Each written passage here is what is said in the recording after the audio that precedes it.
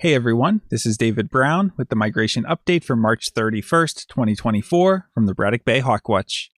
Well, here we are at the end of March, 1/3 of the way through the season, and stick around to the end of the video where I'll give a summary of the month of March and we'll compare this year's totals to previous March totals.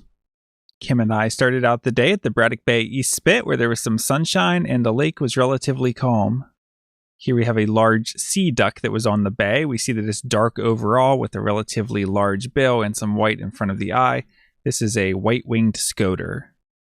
And here we have a plover with 2 breast bands. This is a killdeer. We had 32 species from the East Spit. We went over to Braddock Bay Park to start the Hawk Watch, and the winds were relatively strong, so I only went up on the platform to take this photo, and I'm glad I did because someone had left me some cupcakes up there this morning. Other than that, most of the day I was watching from either in the car or standing near the cars. It was fairly cloudy throughout most of the morning, and then throughout the day it really started to clear up, but those winds continued to be relentless, mostly from the west-northwest. Here was the first migrant of the day, and it was fairly high against those cloudy skies. You see a raptor with a relatively long tail and long, lanky, somewhat pointed wingtips. This is a northern harrier. Here we have a large dark raptor in a glide posture. We see that it has a large head. We see there's some white to the head and some white to the wing pit area. This is an immature bald eagle. Here we have a high soaring hawk, and we see dark patagial bars and a belly band, letting us know that this is a red-tailed hawk. And it's hard to tell the age of the bird from this photo, but I think it's a juvenile. Here we have a large dark water bird that was flying high overhead. We see a long neck and also a long tail. This is a double-crested cormorant. Here we have another hawk where we see those dark patagial bars and the dark belly band. And on this one, we do see a dark trailing edge to the wing and a red tail, so we know this is an adult red-tailed hawk. Here we have a two-toned raptor holding its wings up into a shallow V shape and a very small head that looks a little bit reddish. This is a turkey vulture. Here we have a large raptor. We see it has a large head and a lot of splotchy white throughout the underside, especially in the wing pit area, making this a young bald eagle. And specifically, we see an even trailing edge to the wing, indicating that all of the feathers are the same age, and we see a little bit of pale inner primary feathers, so this is a juvenile. Once again, we have a hawk with that standard Buteo shape. We see dark patagial bars in the shoulder area and a dark belly band.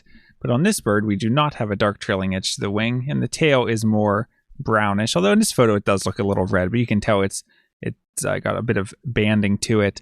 This is a juvenile red-tailed hawk.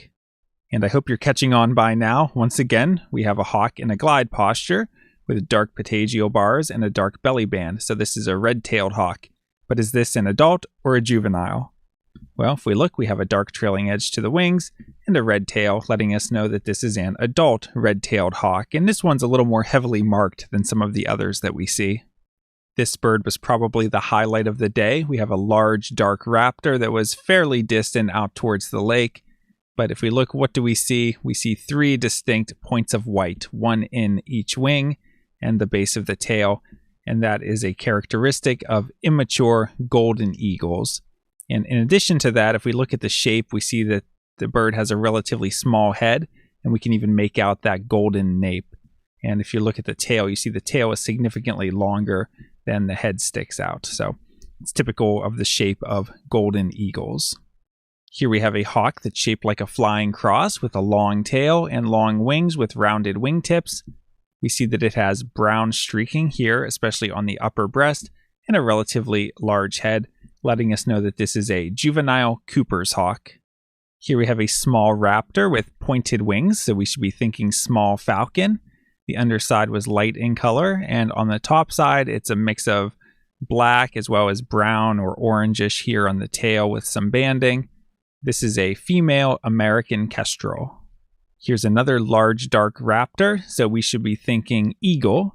And if we look, it has a somewhat large head, although that can be a little hard to judge from this photo, but we see that the head looks whitish. It's not a dark head with a golden nape to it. It's more of a white head.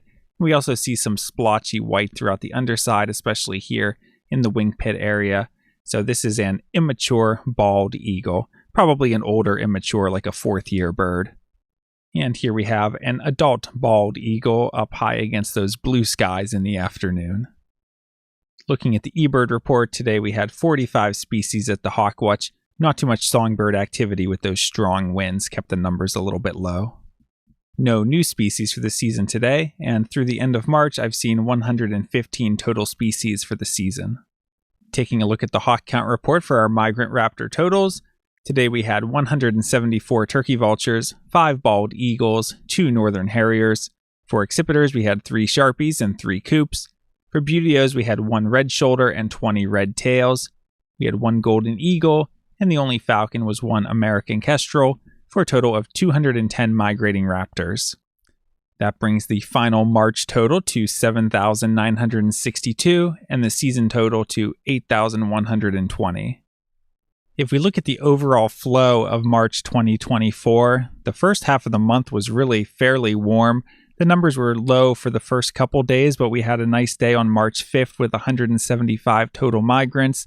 And then again, as we got around March 12th and 13th, 376 migrants, and then especially the 16th and 17th, getting up to around 400, 500 migrants. After that, from the 18th on for several days, we had poor weather. It got colder. The bay started to freeze up and kind of put migration on hold for a little while there. But then once we hit the 25th, the migration really came back strong with our first day with over 1,000 migrants. And then the peak day of the month was the 27th, where we had almost 2,000 total migrants. And then through the end of the month, numbers remained steady in the few hundreds. Now let's compare this year's March totals to March totals from previous years. For black vultures, we had 1, and that's pretty typical. You'll see in some recent years we've had 0 for March, other years 2, or even as many as 7. And as you go back farther, most years it was 0. For turkey vultures, we had a total of 6,712, which was less than the previous 2 years, but was in line with some other years. And as you go back and look at the historical totals, it's higher than most years. We had 4 ospreys, which was in line with most previous seasons, getting somewhere between 2 and 10. We had 186 bald eagles, which was less than last year's 203, but higher than any other previous year. We had 94 northern harriers, which was in line with the past couple years, but less than a few years before that, when we had as many as twice as many. And similarly for sharp-shinned hawks, we had 66, which was right in line with the previous 2 years, but significantly less than the 2 years before that. Our 87 Cooper's hawks was higher than the 63 we had the 2 previous seasons, but less than the 2 years before that. Our 1 American goshawk was in line with other recent years where we usually have 0, 1, 2, or maybe 3. But as you look back a few decades, there was as many as 52 seen in March of 1996. We had 277 red-shouldered hawks, which is pretty much in line with other recent years. And as is typical, we had no broad-winged hawks, but they should be showing up within the next 2 weeks. And following that same trend, our 465 red tails was similar to the previous 2 years, but less than the 2 years before that. We only had 8 rough-legged hawks in March of this year, which is the lowest ever, and down from the previous low of 13 that we had last year. And as we look back in time, we see as many as 668 seen in March of 1996. But it's not all doom and gloom. We had 17 golden eagles this March, which was the highest ever. We only had 30 American kestrels, which was lower than most recent years, but higher than some years if you look back about 10 years or so. Our 7 merlins seemed to be about average for March. And our 7 peregrine falcons was slightly lower than some of the peak years where we had 11, but seemed to be higher than most Marches. And our overall March total of 7,962 was lower than most recent years, but as you go back, it's really not that bad of a number. And really, the March total is mostly driven by the timing of the turkey vultures. If they come a little earlier, you get a higher March total. If they don't come until early April, then the March total seems low. So can't read into that number too much until you see what the vultures end up doing in early April. Taking a look at the forecast for tomorrow, it's looking like cloudy skies early and then partly cloudy with a high around 47. And light north-northeasterly winds, so it's a less favorable wind direction, but they are fairly light, so we might still get a bit of a flight from the platform. We'll keep an eye out for turkey vultures. But unfortunately, those northeasterly winds are pushing migrants away from the lakeshore. Would only expect light migration. And after that, it'll be a few days that aren't looking so good. So for Tuesday, showers early becoming a steady rain with a high in the mid-40s and stronger east-northeast winds. The count will probably not be held. And for Wednesday, periods of rain, high of 44, and again, strong easterly winds. Not good conditions, and the count will be shortened or canceled. Well, we survived March, and I often think of March as the toughest month of the season with the coldest temperatures and the lowest totals. This year was a little unusual with it starting off so warm and then the snap back to winter in the middle of the month. But overall, it's been a good season so far, and looking forward to carrying that momentum into April and May as the bird variety starts to pick up. A lot of fun days ahead out at the Braddock Bay Hawk Watch, so I hope you're able to join us soon. From Lyco Birds, this is David Brown. Thanks for watching.